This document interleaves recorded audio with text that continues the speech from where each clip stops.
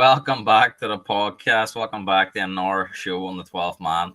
Uh, there's been a few waiting for this one. Unfortunately, we did have to cancel it on Friday as I was at the Brandywell and I ran out of time. So I know there's been a few waiting. They see Stefan on what he's has to say.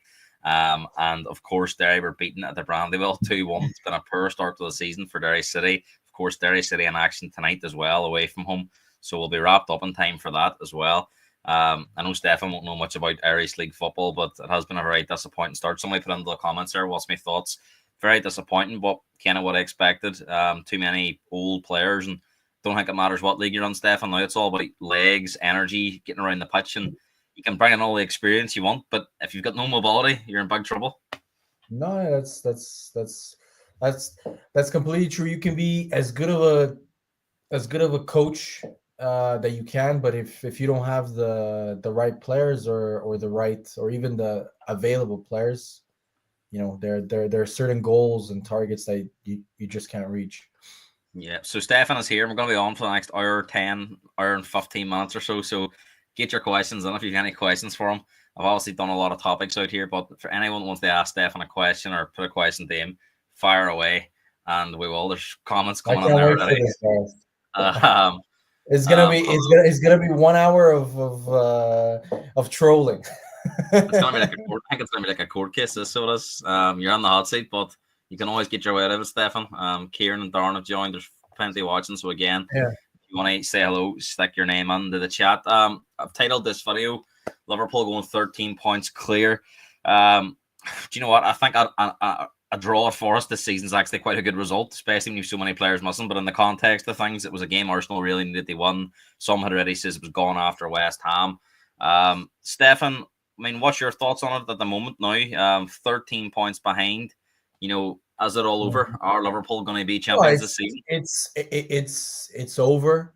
It was over the moment Havertz got injured.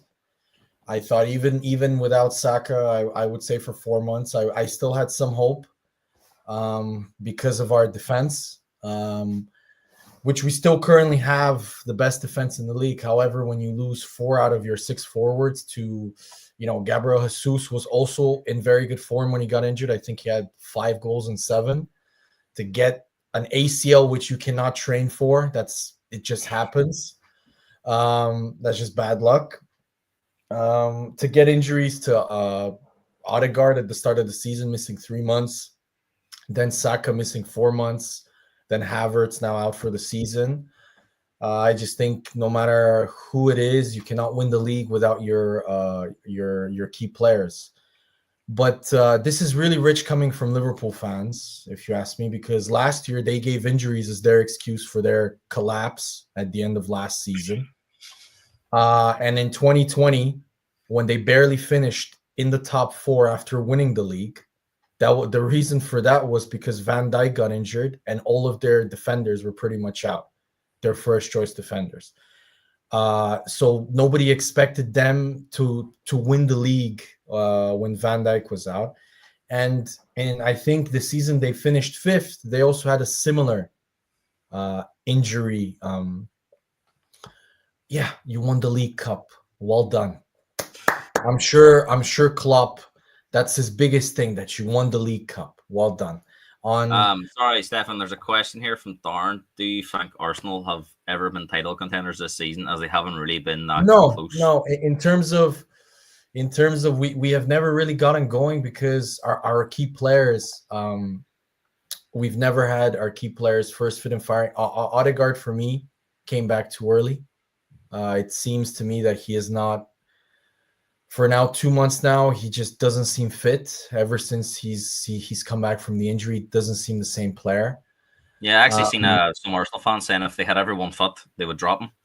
I mean, yeah, some of the Ars. I mean, you know my fan base, Gareth. That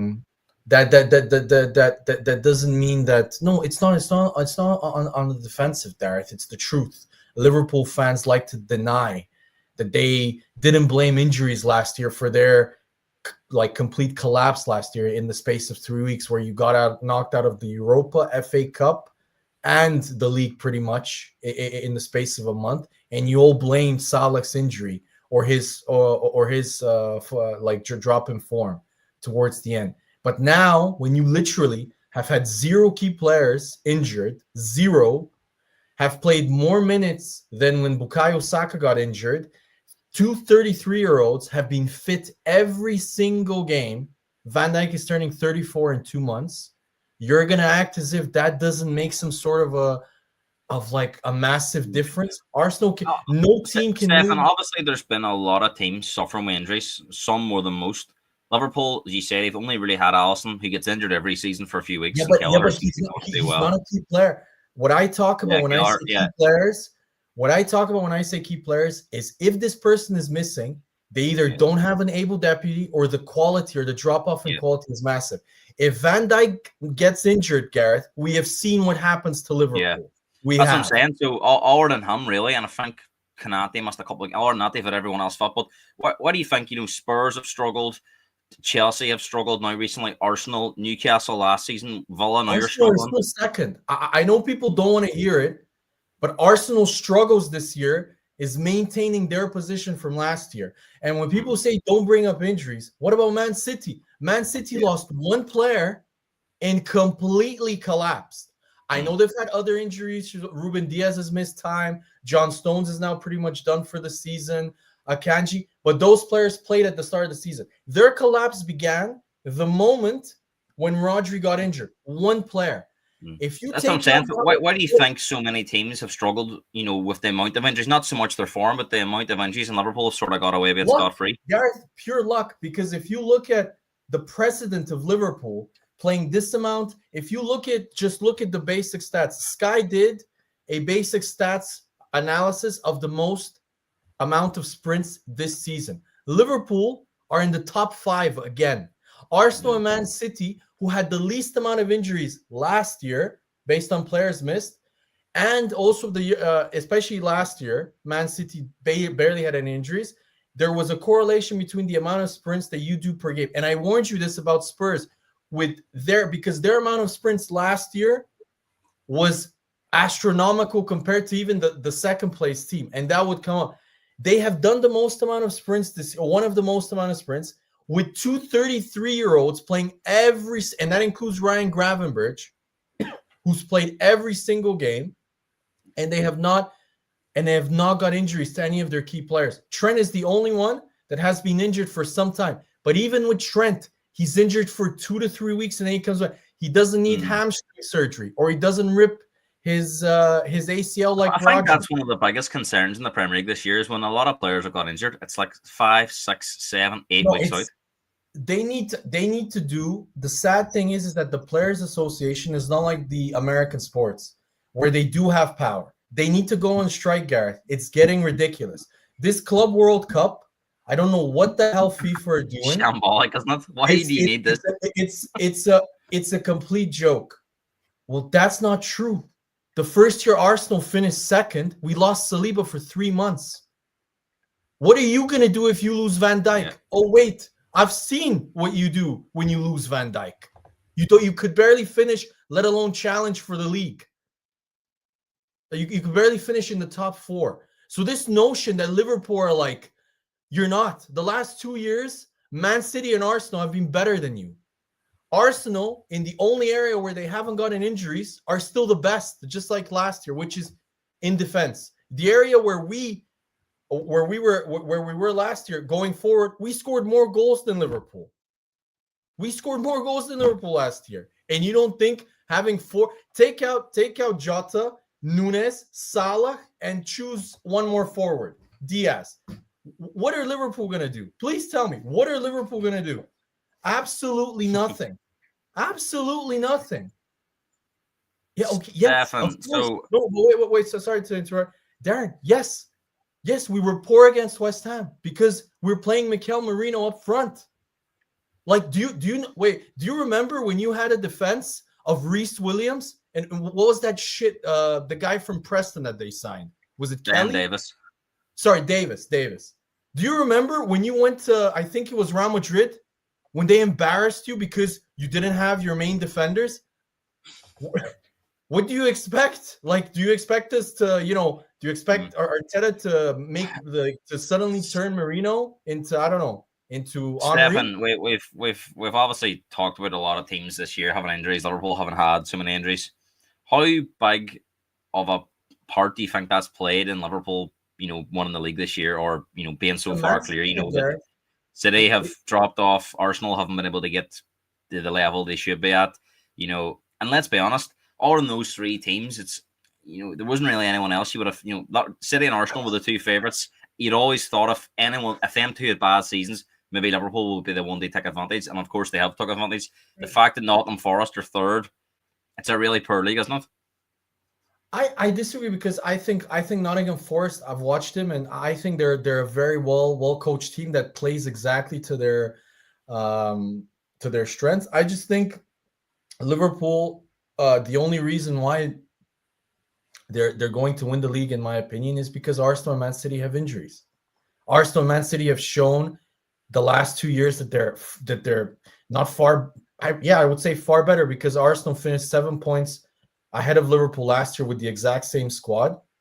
If Liverpool fans come to me and tell me, "Oh, Chiesa or Gravenberch," okay, have Gravenberch, but 7 points, and then I think 2 years ago when they finished fifth, I think Arsenal finished 15 or 16 points, and Man City. I do agree with you that they've definitely benefited off teams having poor seasons, but to be fair, they're on course for a 97-point season. So even if Arsenal and Man City were at their best, there's still evidence to suggest Liverpool will be challenging. But Gareth, they have beaten Man City twice, which never happens. They beat Man City for the first time at the Etihad since 2015.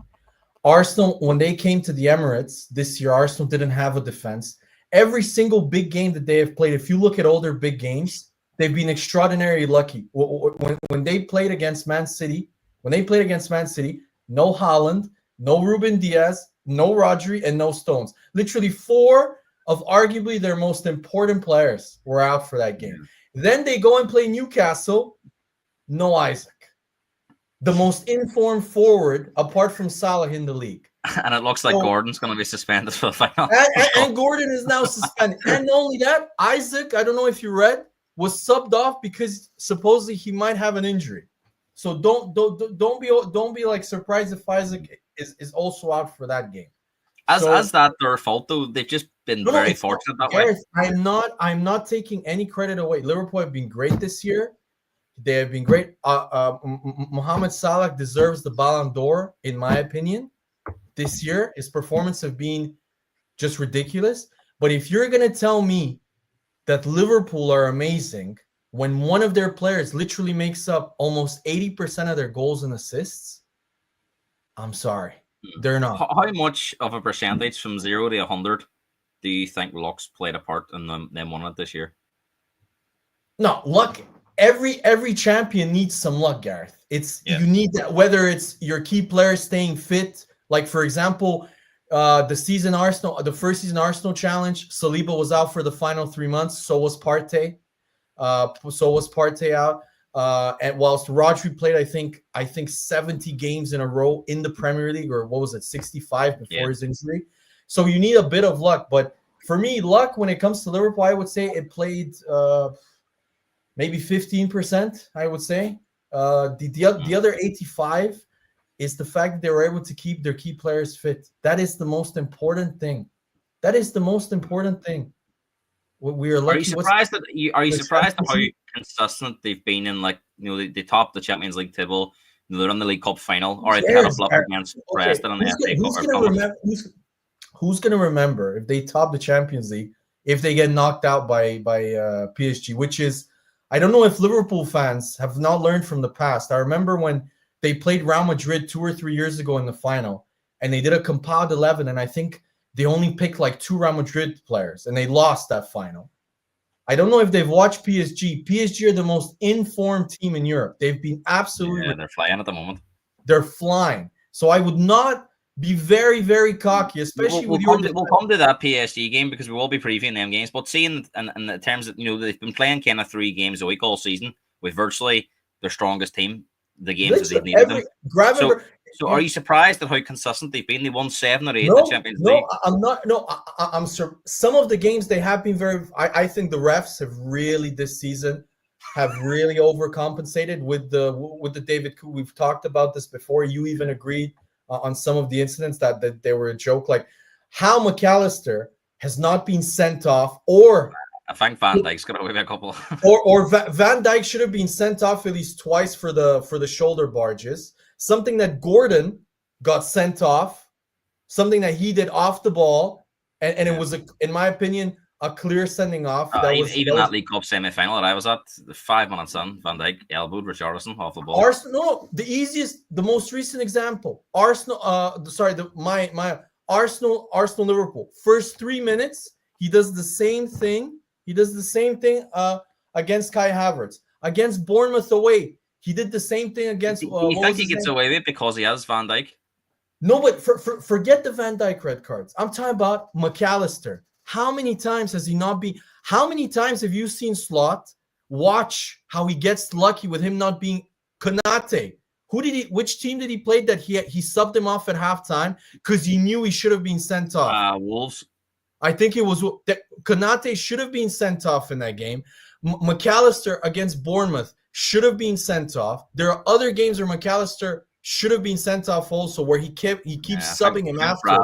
Bradley against Everton too should have been sent off.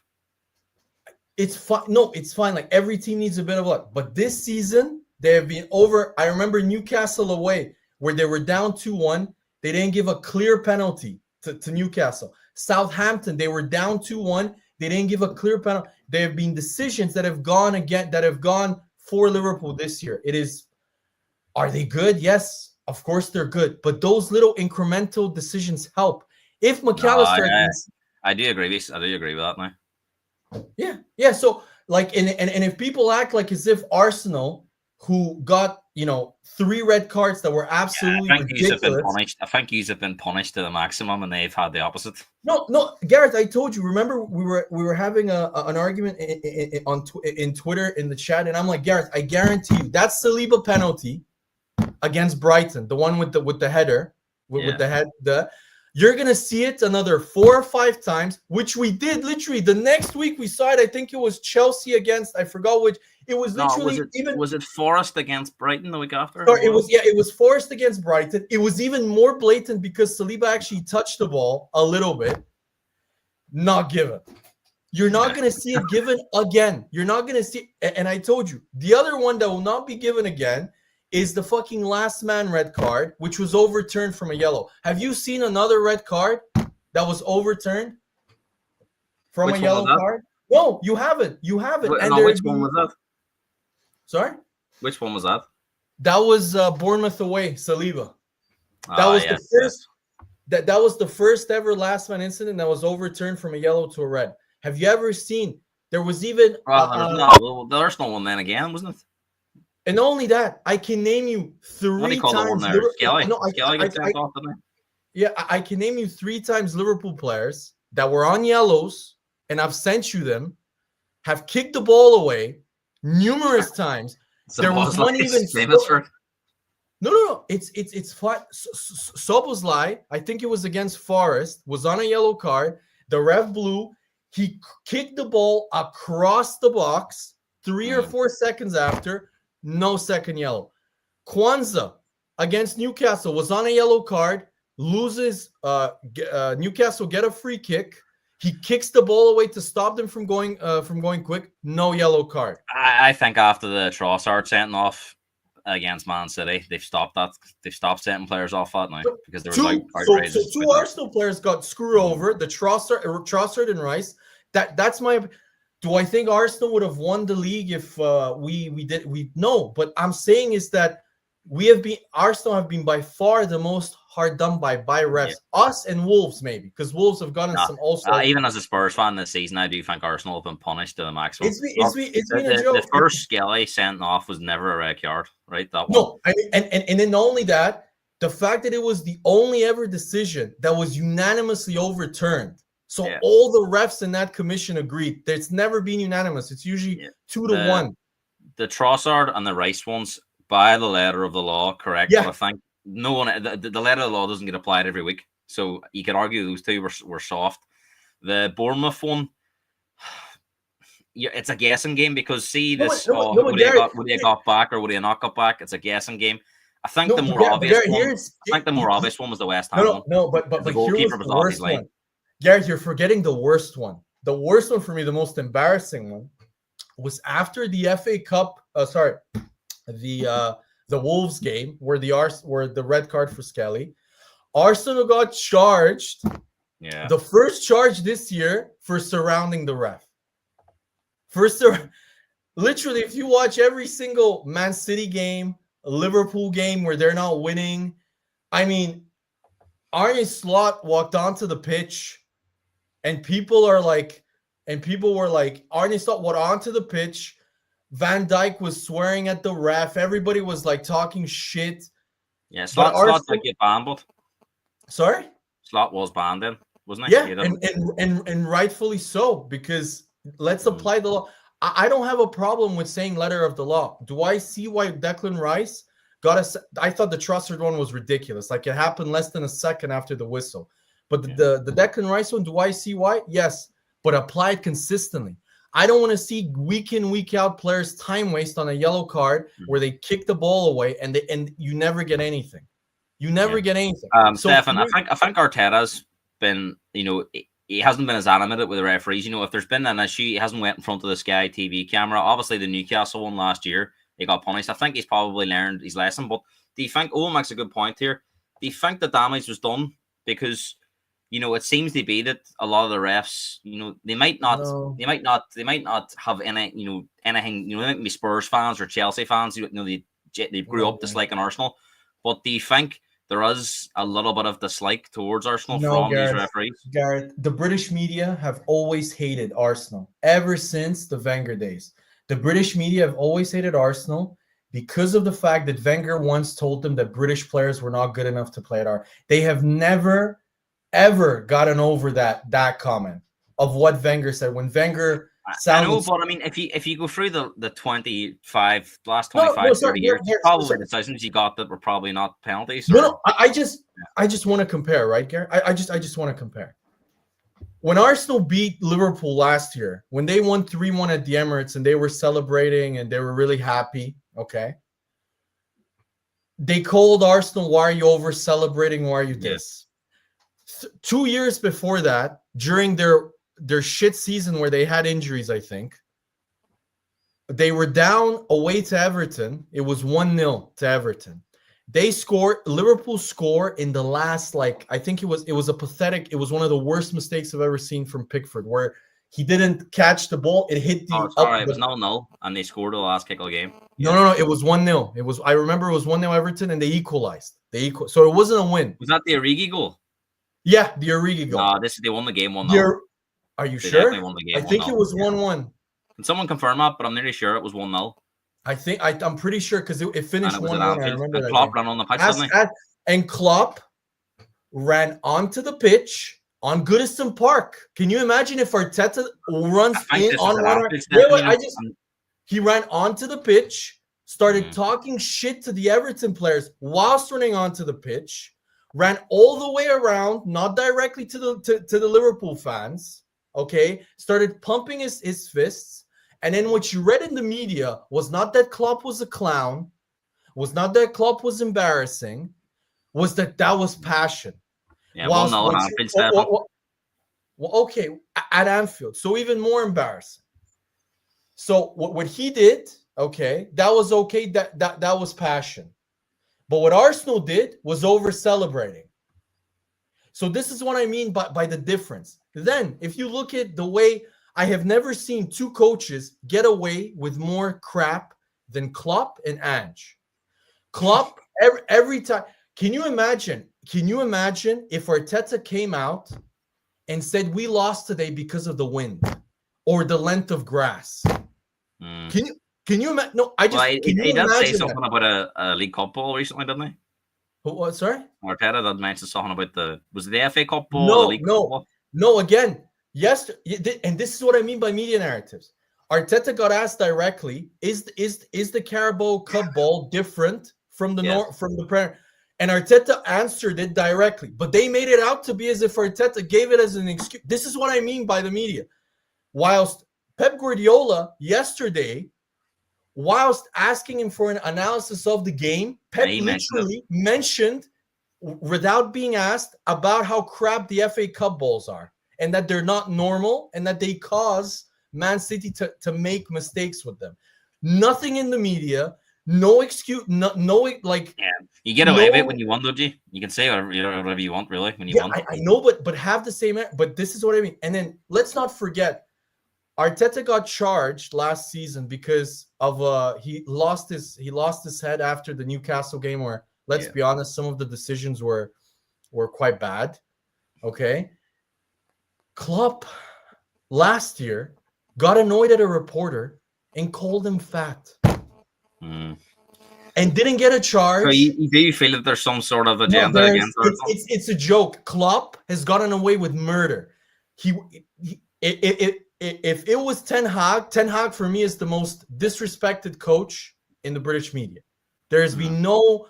He has always been shat on, Ten Hag. I know sometimes he deserves it because of his results, but the amount of just his answers, the way they flip his answers is very similar to Arteta. Whilst with Klopp, can you imagine if Ten Hag had come out literally and said, listen, we lost the league to Man City, choking a 7-point lead. I think that was 3 years ago, because we can't compete with an oil state. You know yourself. No. Yeah, and then literally a day or two after that, Gareth, they put in a 110 million pound bid for Caicedo. Yeah, which Man City have never bid as a sum of money for any one player. Nothing. I do think a lot of these media are all sensationalizing these headlines for clicks. I think Gareth, I disagree. They have media favorites. If you go on Matt, they have media favorites because Arsenal don't have the same PR bullshit that, let's say, Liverpool or even Man United used to have. I remember at the start of the season, the amount of PR BS that the reporters were writing about Ineos and all of that, they can't write that anymore because they're so embarrassingly they flip it around, right? If Liverpool were to lose every game now the rest of the season, Slot wouldn't be getting talked about as good in the media. So it's like when Ange had that great start, he was the media fanboy. And if you look at the last 2 months, Ange has been absolutely made fun of at times and stuff. So I think he hasn't, Gareth. No, he hasn't. You win one game. Or what was it? You won 3 games. I seen Paddy Power, and it was Ange teams picking his team or something like that. It was so there's always that kind of things out there. But yeah, of course you're gonna have the typical Twitter accounts that troll, like Paddy Power and Domino's Pizza in the UK. Yeah, but I'm talking about, Gareth, the media, and by the media I mean the main journalists. The main journalists. Carragher hammered Ange. Carragher hammered Ange. Yeah, Carragher hammered Ange, right? But if you ask Carragher about last year, about Liverpool, what was his excuse last year? Do you remember what he said at the end of the season last year? Do you remember? Because I do. Refresh my memory. Because and Owen and Darren will tell you what Carragher said. What Carragher said last year was that Liverpool weren't expected to win the league. That was his explanation as to why they choked a 5-point lead in February and finished 7 and 9 points behind Arsenal and City by the end of the year. That's what he said. But if you ask Carragher about Arsenal, they lost their best opportunity. They choked their best opportunity 2 years ago. Forgetting that the season before, the 3 years before, the Arsenal finished 5th, Jamie. So were we expected? Some people didn't even put us that year in the top 4, let alone to win the league. Yeah. So this is what I mean. And I get annoyed when I read pieces about just in general, about I just see the blatant bias. Before I used to think, they're well paid, they're journalists. Well, a lot of these pundits are Liverpool pundits as well. I mean, Gary Neville, who was part of the biggest rivalry in English football, always hated Arsenal. Well, so he's never gonna be. And Jamie Carragher, who got embarrassed by Arsenal numerous times, especially by Henry. So, they're never gonna like Arsenal. And the other thing is, those pundits, like Gary Neville and Jamie Carragher, you're forgetting the final aspect of it. Arsenal 5 or 6 years ago were the joke club. Everybody took the piss out of Arsenal. And it's kind of like the guy in high school that was a bit of a loser suddenly comes back for the reunion with a Ferrari and two bimbos. Where's your Ferrari? You haven't got there yet. No, but in terms of they can't take the fact that they can't make fun of Arsenal anymore. Arsenal are a serious club. They have finished ahead of Liverpool the last 2 years. They've been a better team than but they can't. They still haven't accepted. they still haven't accepted that fact. And here, Stefan, we'll come back to all this, but sorry. They finished off on Liverpool before we come on the Arsenal. I mean, what do you think the main differences have been? Slot and Klopp, the main differences as to why, because they've been able to. I think the Man City game, even though Man City were missing Haaland, like Liverpool were very defensive in that second half. Whereas I think under Klopp, they would have went for more goals. Even though Man City were missing Haaland, take out Salah from Liverpool, Gareth. That's like missing Haaland is like I need to check what percentage of goals scored, because from what I know, Doku and Savinho's goal scoring record is pretty crap. I think Savinho has 1 or 2 goals, and Doku I think is 3 or 4. So Doku can beat men for fun, but he can't deliver a proper. Yeah, if Doku played for Bournemouth or Newcastle, people would be making fun of Doku. Yeah. Because he plays. But I mean, in that second half against Man City, they kind of were happy to park the bus. Whereas under Klopp, you never would have seen them do that. Is that kind of that they're happy to play defensive at times? I mean, they played defensive, but City created. I would say more than enough to score at least a goal. Yeah, their delivery was poor. So their delivery was poor, but they didn't have Haaland, so they didn't have anybody to actually deliver for. They played a City side that didn't have Haaland. They didn't have Rodri. Okay, he's been out for the season, but they didn't have literally their 3 starting center backs of Akanji, who usually played right back, Ruben Diaz and John Stones. Take out Van Dijk, Konate, and one of the fullbacks, Trent or Robertson. Take them like. It's for me. Liverpool have deserved to win the league completely. Of course, the table never lies. But this ignorance that Liverpool fans like to act that they're amazing and that Slot understands them far more than Klopp is horseshit. It's horseshit because you're not gonna have another season. Newsflash. What happens if Salah and Van Dijk stay? Sorry. What happens if Salah and Van Dijk stay? Because there's no. Salah's never really had injuries. He's never really the type of player that gets injuries. So, and when you look at him, the body shape of him and the physique, he kind of reminds you of Ronaldo and how he treated his body.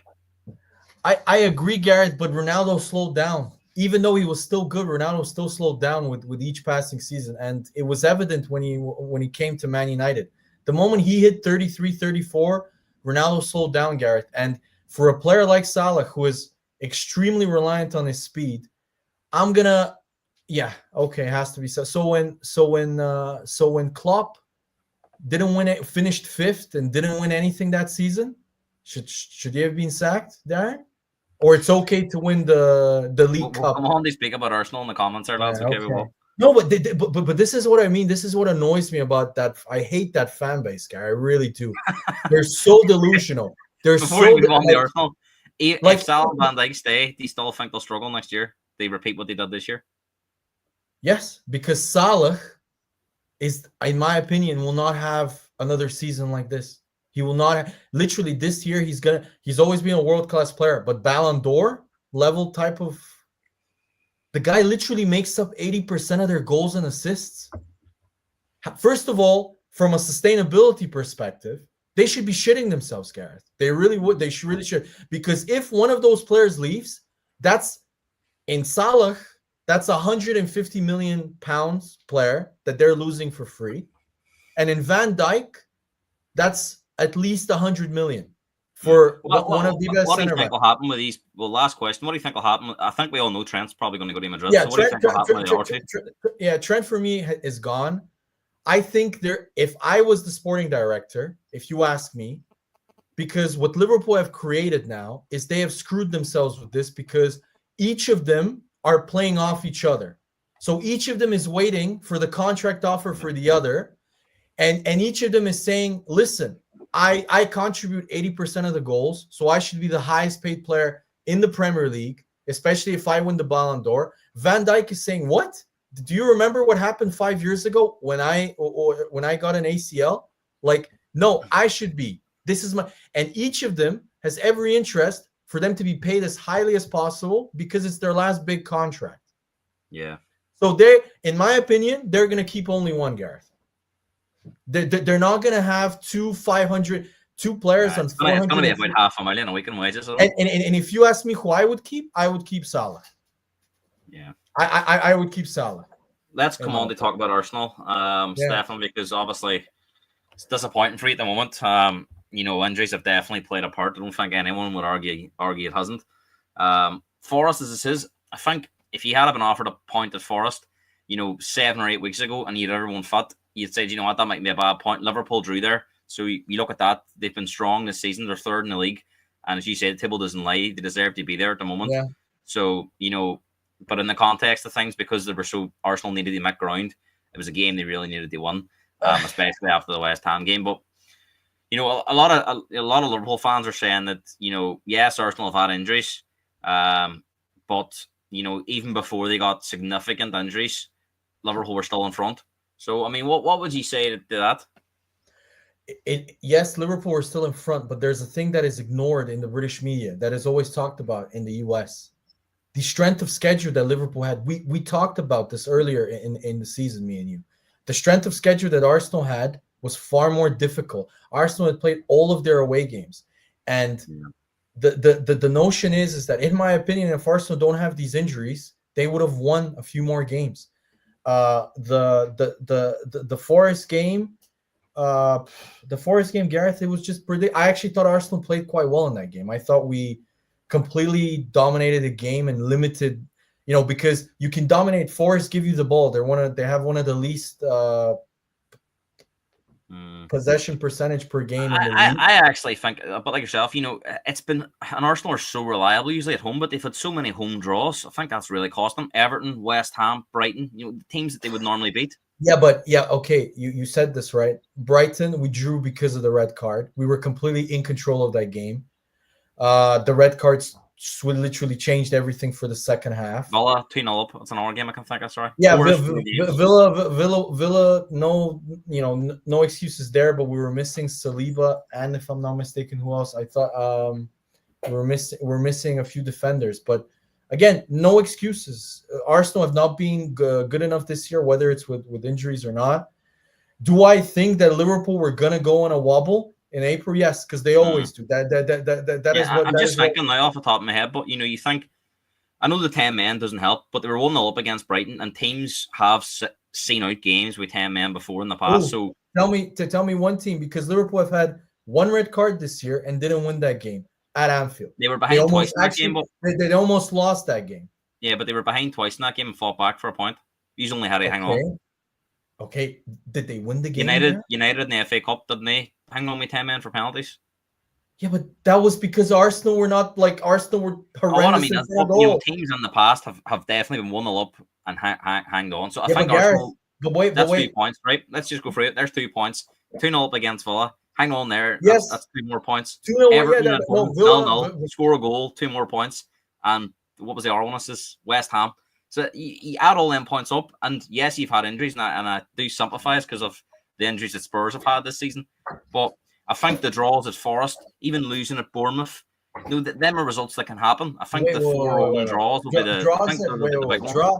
A draw at Forest in the context was bad for Arsenal because it lost pretty much, Yeah, but if still draw at Forest is not back on the season. That's still this season in general. If a draw at Forest, if you look back on the season, the games where we dropped points, we had 5 red cards, and all of those games we dropped points. And I'm gonna tell you right now, if we had not gotten a red card against Man City, we both know Arsenal win that game. We were the better team and we were dominant. They were getting really frustrated. They couldn't do anything. Yeah. So we would have won that game probably. I'm telling you right now, we would have won the Brighton game at home. Brighton had an XG of 0.00 up until the red card at 1-0. Should we? I mean, we also missed chances with the red card. In terms of, I remember Havertz and Saka missed some good chances. The Bournemouth away game where we got a red card again. That game, although I don't think we played well enough, it was still 0-0, so we could have gone a point. So I just named you. Very good that day, but I just named you 4 to 6 points, which we could have won. And rightly so, but I still think them home draws are more costly than away results against Bournemouth and Forest. I agree, Gareth. I agree, but in terms of we haven't been good enough this year, because I just think the players that not every team has injuries, but Arsenal got literally the worst. First in the first 3 months, we had Odegaard, our most creative and one of the best players in the Premier League last year, especially when it comes to creating chances. He was out for 3 months.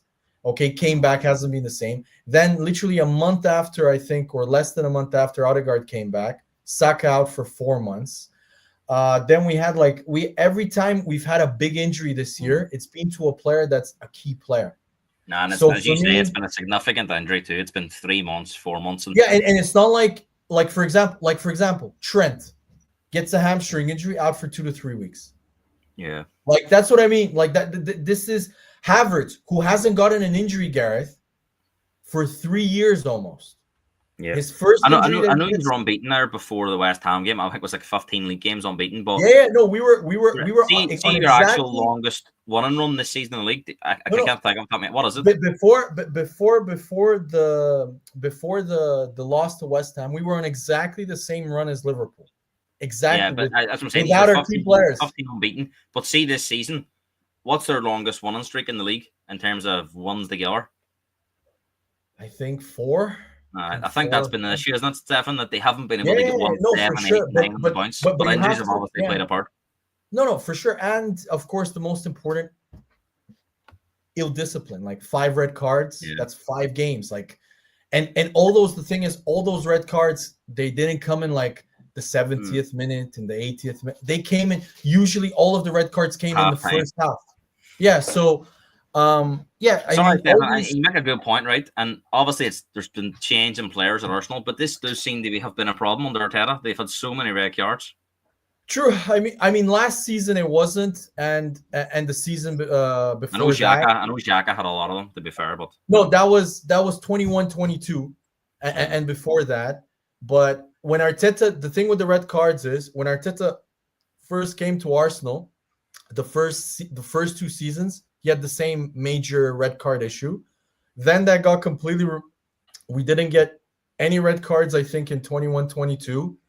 I think we got 1 in 22-23 and 1 last year. I think it was Tomiyasu away to Palace. So we did improve. But this season, for some reason, we've talked about this. 3 of the 5 red cards, let's be honest, we're quite unlucky. So this season has been very kind of unlike the previous 3 years. Because if you combine the previous 3 years, Gareth, Arsenal have had more red cards this year than the 3 previous seasons. And I have to say, as a Spurs fan, he's been punished to the maximum. There's been some I've even looked at and thought, that's wrong. But I think the one issue, and we haven't actually spoke about it yet, but you're going to agree with this. Yeah. Is the forward issue, and that hasn't been addressed. I mean, I'm not sure if Arteta thought because he scored so many goals in the second half of last season that maybe they didn't need one, but do you think he's become fixated on the perfect striker? That he wants somebody, a certain player, and if it's not him, nobody else. Has that been the main issue? I agree. When we spoke about this, I agreed with you. This time I agree. Before I didn't. Last year I didn't agree because if it's in the summer and it's not your guy. And you have, we go to the owners. We scored the second most amount of goals last year. People dismiss Havertz, but Havertz, in terms of open play goals since 2024, is in the top 5 in the Premier League. Havertz is one of the most productive players in the Premier League in terms of goals and assists.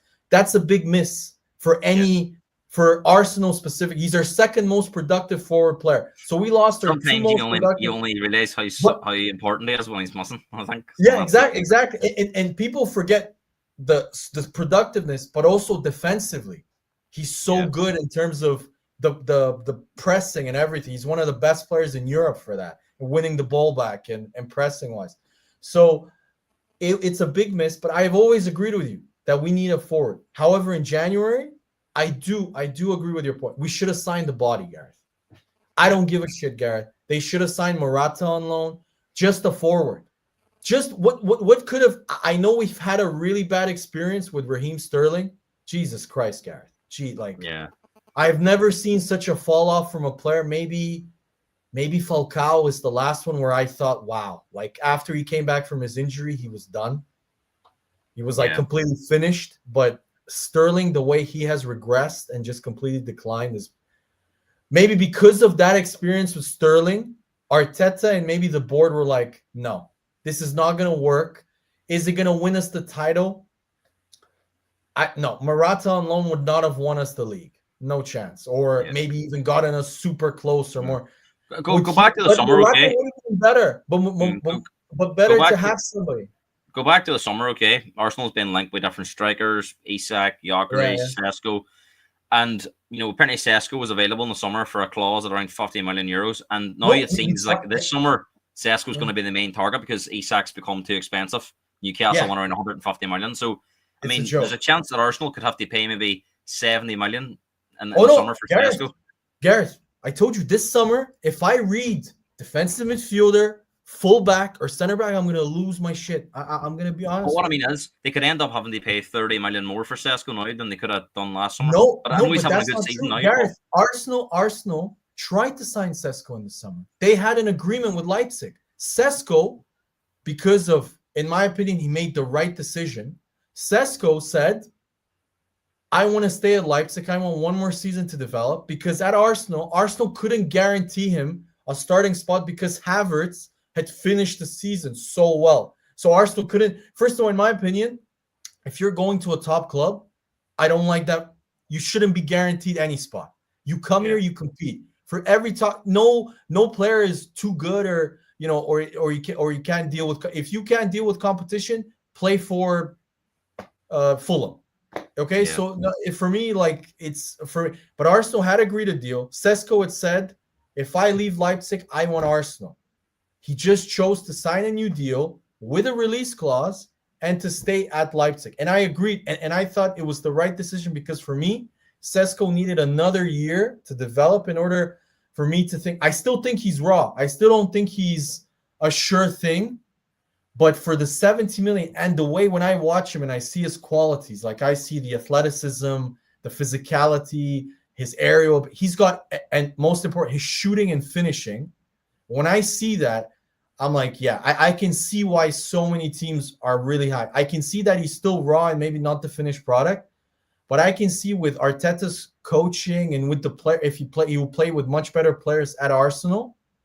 I can see how Arsenal maybe view him as, this is a 70 million player, similar to when Isaac. People forget when Isaac went to Newcastle, he had scored 4 league goals that year. So, are anybody talking about that now? No, they're saying he's worth over 100 million, and I think Arsenal are going. Sesko will be worth this in 2 years. Let's not miss the boat. There's a question here for you, Stefan. How much longer would you give Arteta? I would say if Arteta gets the forward players this summer, which I think they will, because the Cronkies, when push comes to shove, they back the coach to the hilt like they do in their other franchises. I think next year is make or break. He needs to win something next year. Not only he needs to win an FA Cup next year, at least, in my opinion. He needs to win. But I think that Arsenal as a team, if you ask me, in terms of where we are, I think we're far better placed than Liverpool in the next 5 years. Liverpool's best players are 33 and 34 on running out contracts. So for me, I see the players that Liverpool have bought that have replaced and I'm not worried, because the players that they have bought have not replaced any of the. Nunes has been a disaster compared to Firmino. I think Diaz is nowhere near as good as Mane. So I think the moment they have to pray, Liverpool fans, that Salah signs a new deal. They have to pray. Stefan, some of obviously just reading through X, there is some loyal Arteta supporters out there, but I have seen a couple suggest Oh, that of course. next season it can't be enough. It needs to be the Premier League or the Champions League. It's just because this has ran on long enough now. I mean, there's only so much more backing we can give him. If we go another year where it's just second or third, a domestic cup for me still isn't enough progress for where we're at Yeah, now. okay. What No, would no. you say to that? Because you obviously everyone's entitled to their opinion. You sort of view it differently. That if we finish second and won the FA Cup next year, you would still see that as decent progress. And I No, think if you I win a would see trophy, that it's as always a good season. I would see that as the basic, the lowest, the minimum, in my opinion. I think we should, if we sign a top forward this year, a top winger, we should win the league next year.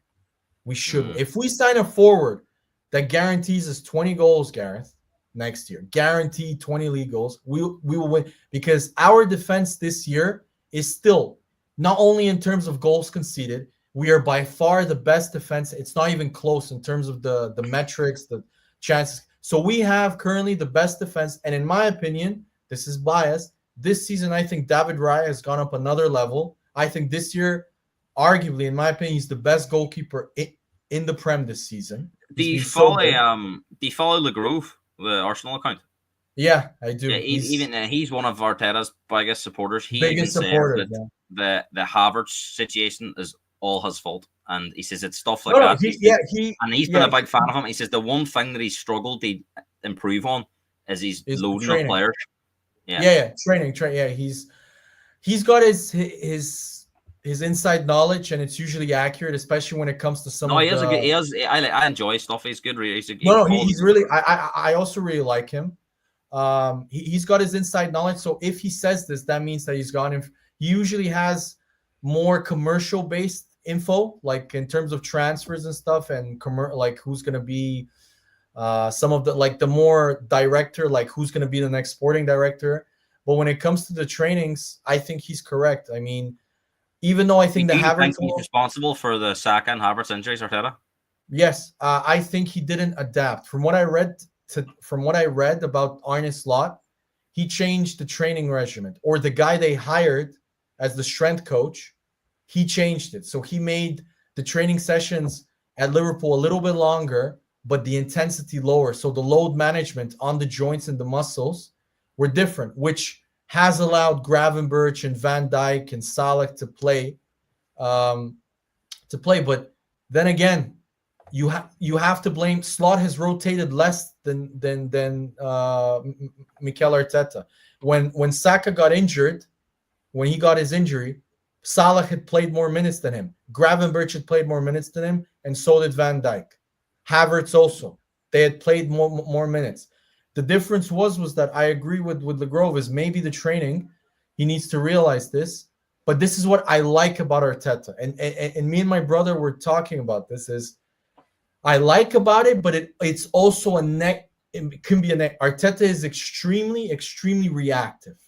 The opposite of what Wenger used to be. Whatever happens, no matter what, we do the same thing. But what Arteta have noticed is the season where we lost the league the first year when we challenged.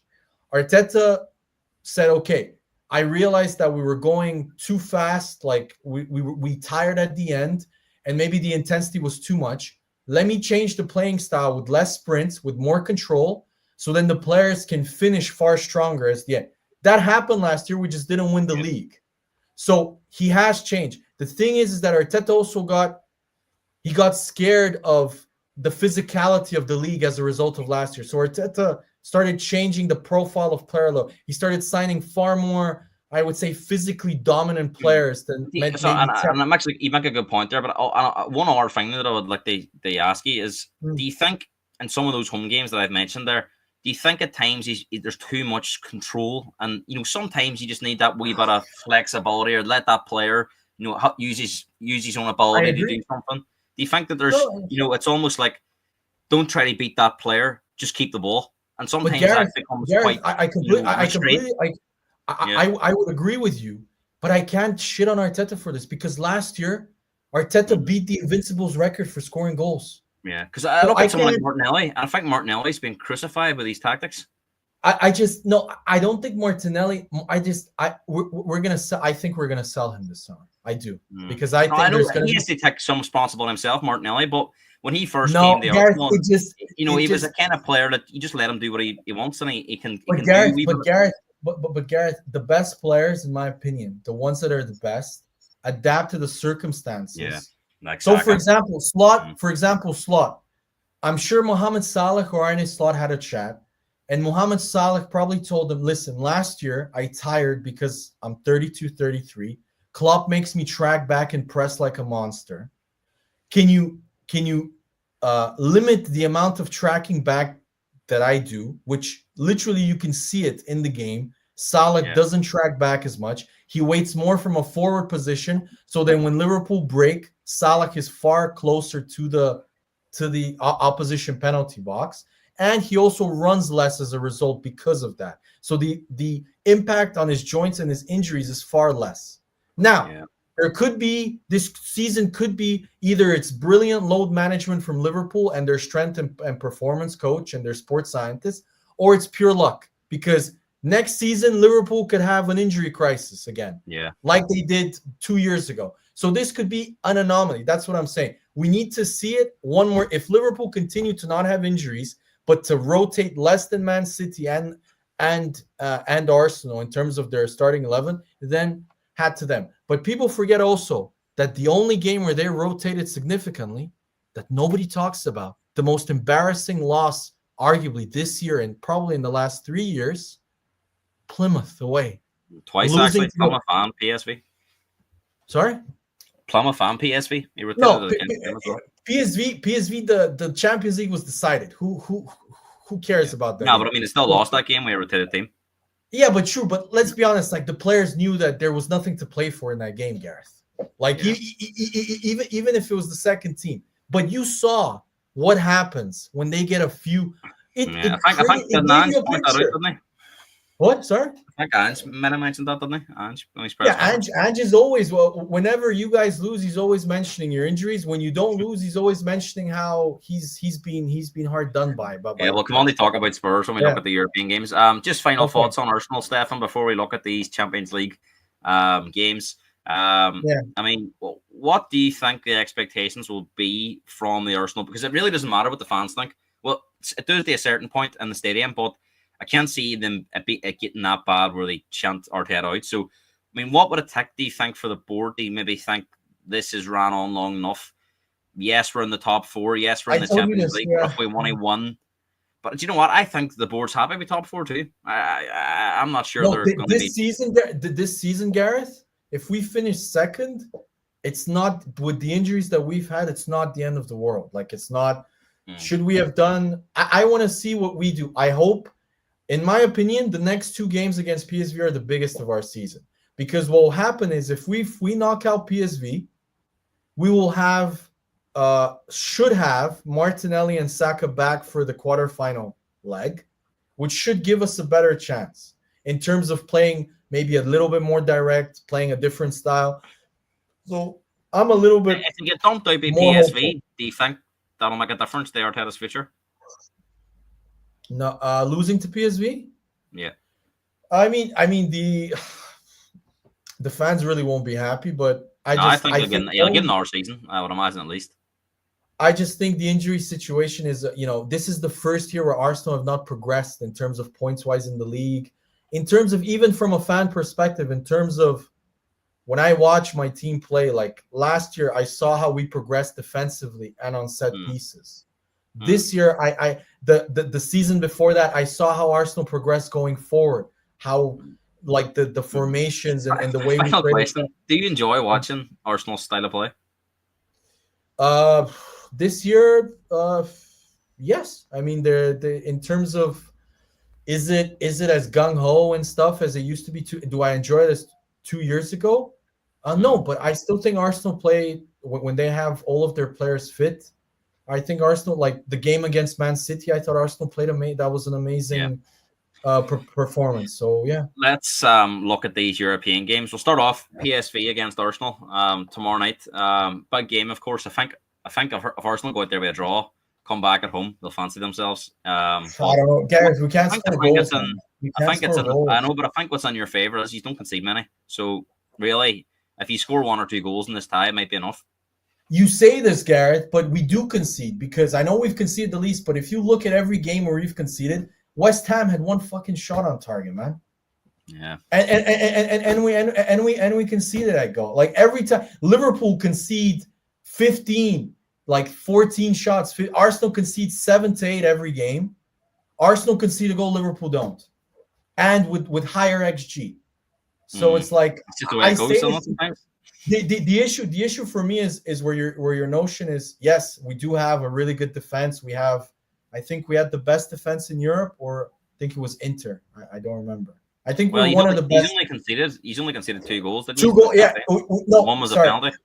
Yeah. So we conceded 1 open play goal whilst Inter. Yeah. So we conceded the same amount of open play goals. And that was where the stand-on goalkeeper, wasn't it? The keeper was mine. Yeah. True. So, like, I just think. I think he'll get free. I think he'll get free this time.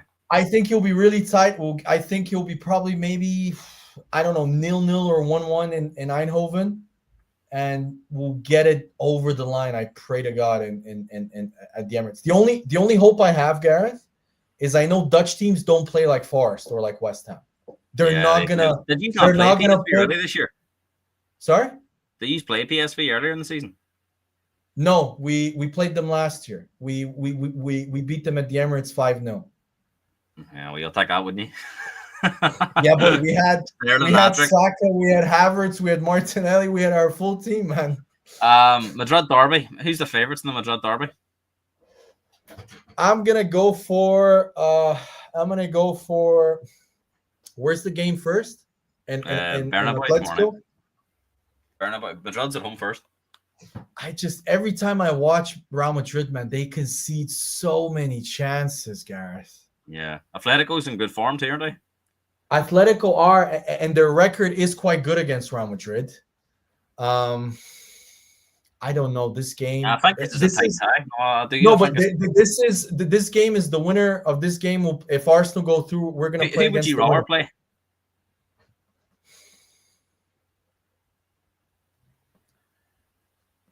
Atletico are not the same Atletico. You know what I mean? They don't play this defensive shithouse system anymore. I think that they will against Madrid, but then Madrid. Garrett. People don't watch Atletico. Are the most attack apart from Barca. Atletico are the most attacking. And Real Madrid are quite defensive, a counter attack too. Yeah, no, Real Madrid are pure counter attack. That's why they concede so many chances, Garrett. Because they let teams play so then they can break on them. Because they have the 2-way. Honestly, I would prefer Real Madrid. I would. And I know that sounds terrible, but going through, yeah. So we'll just do these ties as we go along. Over the 2 games, you fancy Arsenal to get past PSV, Madrid derby. I really don't fancy us in anything right now, but yeah, I pray. I think we should just. I think it's going to be really tight. I think we'll just get it over the line. Yeah, I pray. Madrid derby. Who's going through over the 2 games? Real Madrid just always figure it out. I'm going to go for Real Madrid. Club Brugge, Aston Villa. See that one as Villa are my second team. When there's a team that Villa are the outright favorite against, they usually screw up, Gareth. Yeah, Bruges was surprised a few as well. I have a bad feeling because Bruges have played some great football, man. They destroyed Atalanta. I know. I think it'll come down to tomorrow night's game. I think if Villa get them back to Villa Park, they'll be strong there. Where's the first game? Bruges at home tomorrow night. Yeah, Bruges are gonna win 2-1 tomorrow. But I think Villa will go through. Yeah, watch. Bruges taking out Atlanta. That was a big shock. I actually thought Atlanta had a outside chance. First game they got that was one of the worst decisions I've ever seen. They hammered them But then the second game they absolutely destroyed them. Like some of the goals they scored were brilliant, I thought. Dortmund and Lille. How do you see that going over the 2 games? I really think the most underrated league in Europe is the French league. I've been really impressed with some of the French teams. I think Dortmund are shocking, Gareth. But Dortmund weren't very good in the Bundesliga last year also, but they got to the final. I'm gonna go for. Where's the game first? Dortmund first. Yeah, Dortmund to go through. Wednesday, PSG Liverpool. I think this is the tie of the round because PSG are in Yeah. great form, and Liverpool, of course, are I need to being check. labelled as the best team in Europe. No, So I think people need to do a stats check on how many goals PSG have scored in their last 10 games because they won 7-0, aren't they? it's close. I think they beat Lyon yesterday 5-0. And Was it 7-0 before that. Lyon? 7-0 they beat Brest in the Champions League. They destroyed Monaco, I think it was They beat an 4-1. our team 7-0 too in the French Cup, aren't they? Yeah. I'm sure if you do a stats check on their goals scored in the last 10 games, it's something nuts. It's something like probably like 50, 60 Yeah, goals. and Brest are supposed to be a decent team, so they beat them 10-0 over 2 games is something. I mean, didn't Brest almost beat Barca? Do you know what? I think when PSG turned that game around against Man City, they got that belief that since that they could go on and do something. Honestly, if I was, and the reason why I'm worried about this game for Liverpool is that PSG's biggest strength is Liverpool's biggest weakness this year. The wingers, look, I know the Liverpool fans are gonna say I'm all guys. Robertson is finished. I'm sorry, guys. I think they would agree with that. You need to replace this guy. Father Time has caught up with him. Barcola's been pretty good for PSG. No, forget Barcola. They have Dembele, who's been in ridiculous form. Dembele. They have their wingers are nuts. Barcola against Trent. I know Liverpool fans. He still can't defend. He just can't. So Barcola against Trent is going to be a long day. Mohamed Salah in this game will need to track back. There's a Man United fan winding up. I think PSG will have too much of them. Liverpool haven't played anyone yet. I also know, Gareth, I also really think that PSG people are really sleep. PSG are their midfield, I think, is better than Liverpool's. I watched them against Arsenal. Okay, Arsenal played a really good game at home, but they weren't the same team that they are now. But that midfield of João Neves and Vitinha, Vitinha is my favorite non-Prem player. I love watching him play. He's insane. Like, I would be extremely, extremely worried about this game because their main strength for PSG is their wingers, and then you're forgetting their fullback. No, people are also forgetting their two fullbacks are also ridiculous. Also, yeah, Hakimi and Mendes. This is how I see it going. To be honest, I have no issue with thinking PSG could get a result tomorrow night, maybe even win the game. It's how they would cope with Anfield. I know that some of the big name stars have gone, but they haven't still proved that they can go to Anfield and withstand that pressure. If they're 2-1 up going to Anfield, you'd still probably make Liverpool favourites. No. One thing is for sure: Liverpool are gonna concede chances. They're not. Darren will talk to me about controlling a game. You don't control games. You think you do. You couldn't control the Wolves game. They were all over you in the last 20 minutes. You control games because you break, and then Salah is extremely clinical. That's why. Because we're running out of time, Stefan. How do you see it going over the 2 games? Right. I'm gonna go for a surprise. I think PSG are gonna knock them out. I think PSG. I think PSG are gonna win the Champions League, Garrett. That's my long-term prediction. I'm saying they won it. Bayern Munich, Leverkusen, all German tie. Leverkusen to go through. Leverkusen have had Bayern's number for the last 2 years. Benfica, Barcelona. Actually, Benfica have been quite. Do you know what? Barcelona are brilliant to watch, but I don't think they can win the Champions League playing. They're a joke defensively. They're like they concede so many chances. Did Barcelona beat these 5-4 in a mad game in the group in the league? Yeah, they were down 4-3 and then they came back. I think Barcelona will still be. Benfica though, Gareth, are not very good, man. They really are not. So they're Barcelona. I think they're third in the Portuguese league this year. You see, fancy Barcelona? Yeah, Barca. Well, easy Barca. Gareth. Final tie, Feyenoord, Inter Milan. Inter Milan will be tough for any team because they're so defensive. Yeah, Inter are gonna wipe the floor with them. Yeah, Inter. Quickly then, finishing off Thursday nights. We'll just do the ties. Fenerbahce, Rangers. How do you see that going? Wow, the atmospheres for both games would be ridiculous. Rangers are really struggling. But Yeah, they seem to play their best in Europe for whatever reason. Even though when they played Spurs, they looked like a Champions League side. But yeah, Yeah, they seem to play really well in Europe. But yeah, Rangers do play. I think they got to the final 4 years ago, didn't they, Gary? yeah, and they got beat at the weekend by They, Marvel at home. yeah, they do seem to play quite well in Europe, and didn't they get to the Conference League also, to the semi or final? They got to the final. They got to the final, and they got beaten penalties by Roma. Oliver Was it Roma? Oliver Glasner's team. Who did he come from? Frankfurt. Yeah, yeah. I'm gonna go Rangers here because I think Rangers do play good in Europe. Rangers, they knock out Mourinho. AZ Alkmaar and Spurs over 2 games. Spurs cannot lose to this crowd over 2 games, surely. Yeah. I checked. They're 6th, right? They're terrible in the league. Spurs beat them in the league phase at home, but this is over 2 games. Wasn't it like a tight 1-0 or something? Richarlison penalty, but it was a second string team. They're going to go the full thing strength. Is, Gareth, where's the first game? It's in AZ. Okay, that is what worries me, Gareth, because you guys don't travel very well to Holland. Nah, but I think even if they got a draw, you'd fancy them at home, wouldn't you? Yeah, I'm gonna go Spurs. Yeah. And finally, Real Sociedad, Man United. Oh, you're gonna laugh, Man United. Really? You fancy United to get past Sociedad? I honestly think Man United are gonna get. I think they're gonna get further than Spurs in Europe, because Spurs. I don't know if you've checked. If you guys go through, your next opponent is probably Eintracht Frankfurt. Yeah. That's Eintracht Frankfurt this season are in the top 3 in the Bundesliga, and if they hadn't lost Marmoush, they were ahead of Bayer Leverkusen before they sold them. They were really good, so they're a very good side in Europe also. I'm hoping Ajax put them out. Yeah, maybe Ajax are terrible this year also.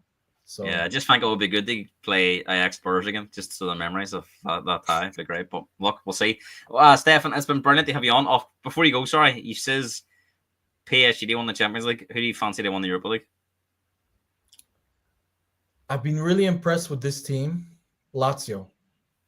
Yeah, big one against AC Milan last night, of course. Or I think it was last night. No, I watched last night, and Gareth, Nuno Tavares, ridiculous performance, man.